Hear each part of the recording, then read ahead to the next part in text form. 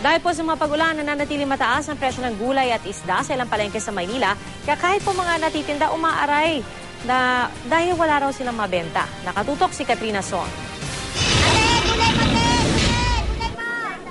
Problemado ang tinderang si Aling Corazon sa Central Market sa Maynila.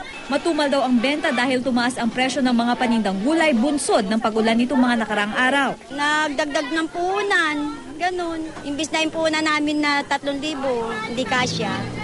Nagbabudget lang. Imbis na kukuha kami ng 10 kilong repolyo, 5 na lang.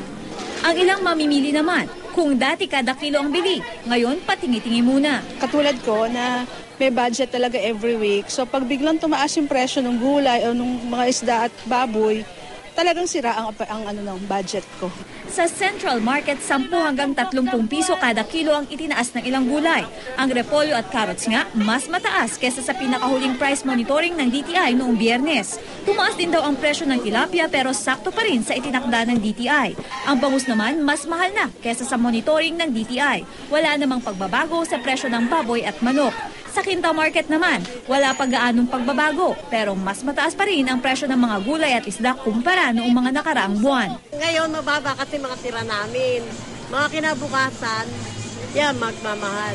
Kasi mga bagong dating. Katrina Son, Nakatutok, 24 Oras.